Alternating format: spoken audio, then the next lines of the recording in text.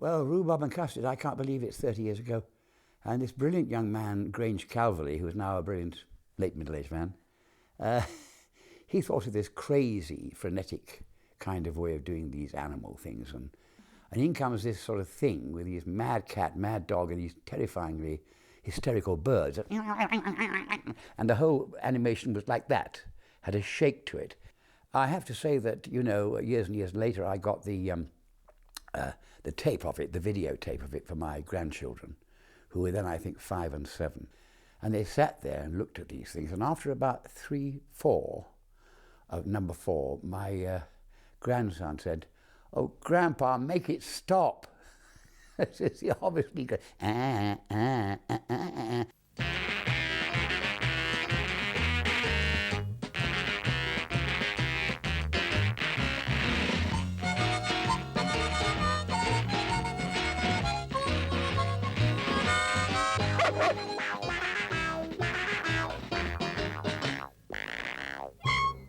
I owned a dog, a proper dog with 4 legs, and woofed and wagged a tail.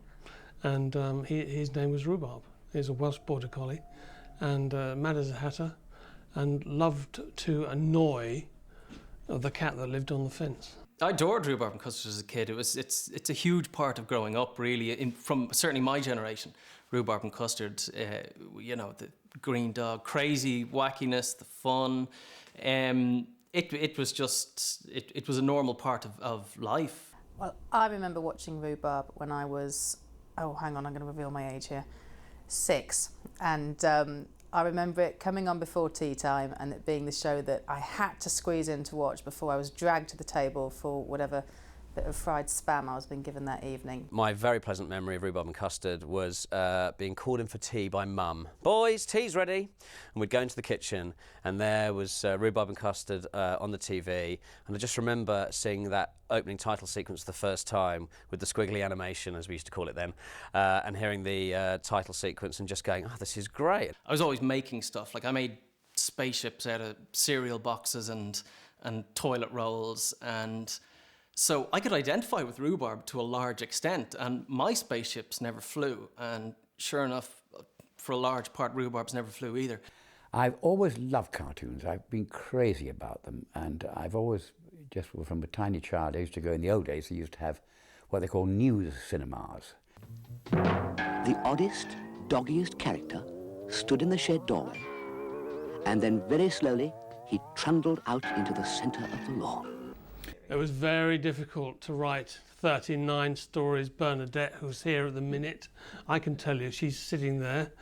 Yes, very hard indeed. Adam and Bernadette, A and B, which is genius, A and B, they came to us with Rhubarb, and it was obvious straight from the beginning that they were fans, which is great. You know, they had so much enthusiasm and passion for Rhubarb, and I thought that was admirable, because there was no fear at all. You know, they had absolute faith in Rhubarb.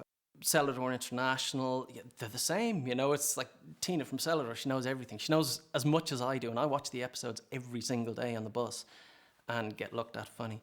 He said, "Well, if Richard Briers is still alive, I think he is."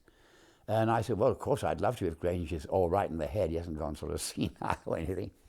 And we met up, and it was just sort of, you know, because he and I have a very zany sense of humour, and we'd never left each other, and it was lovely. It was Richard Briers that lifted the stories off the page, and that was done at Air Studios in North London.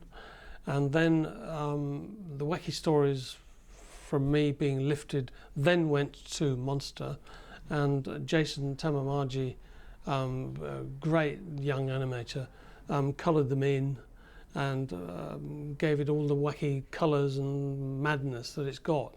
I get asked 3 questions every time, and the first one is, does it have the theme music? And of course it does.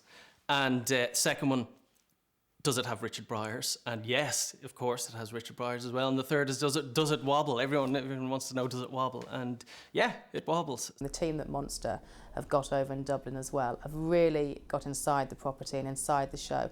And it's quite hard bringing back a classic character which has almost got iconic status, particularly in this country. back to the screens. And I think their sensitivity to the kind of the creative elements of the show have really come across in the new episodes, and they're kind of bolder and brighter, but that humour and that quirkiness are absolutely there. And I know Richard Briers helps that enormously by still being the narrator. Richard and I met a long time ago, and he narrated the original Rhubarb series absolutely brilliantly, and of course he's back with us again, and thank God for him, I say. Good old Richard. The voices, I virtually played the Rhubarb as myself, and then Custard, who was the one that knocks everything and nothing. Oh dear, what's he up to now? Oh, Mr. Bighead, he knows it all. Which a number of people speak like that on the radio now. I don't know why, when they picked it up from the cartoon. It's been on air a long time, you know, over the years. Repeat. But to have new stories, new wacky stories, lovely animation, great stuff from Richard Briers, it's so exciting.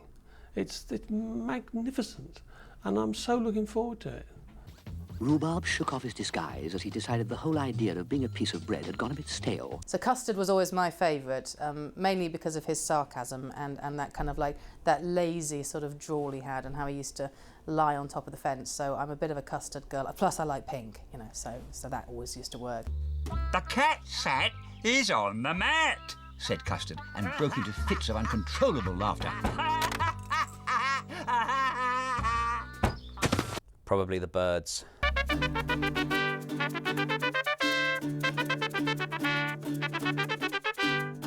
My favourite character would be Mole. Mole is salt of the earth. He's a gentleman.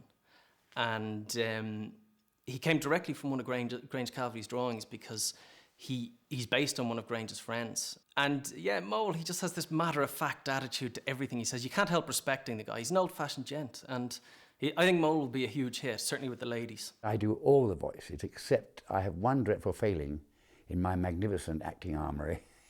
I'm very bad at dialects. And he has a mole who was Welsh. And I suddenly thought in bed that I thought, I do a reasonably bad impersonation of Richard Burton, who is fairly Welsh, or was fairly Welsh. So I put a couple of boyos in the script, which makes it so I said, here you are, boyo. I'm going to dig a long big hole now. I might be sometime boyo. So he came a little bit sort of Richard Burton. So that's a kind of cheat where you can sort of do impersonations. and a large roll of silver baking foil, boyo, asked Mo. Yes, I have enjoyed making the new series. I mean, it's just wonderful. I mean, it's a great team, young people doing what they like to do. Moggy Malone is doing Irish dancing, and it's hilarious. It was animated by one of our great animators who's actually from New Zealand, and so he had to study this Irish dancing, and so we had Richie. Now, Richie will kill me for saying it, but Richie's a big guy. And we had Richie up doing river dance, clumping down on the floor, just like thump, thump, thump. And, you know, Matthew made it look incredibly graceful. It turned out very nice. I very much wanted to take what I loved about Rhubarb as a child and bring that on with the new show. It's just great to be back working with it. It's a great show to work with. You know, it's funny. Custard was purple. I hope you enjoy my fantastic performance as Custard. And I just ignore him. So it's good night for me, and it's good night for him. Get out of it. Was that it? Custard asked. Yes, for now, said Rhubarb.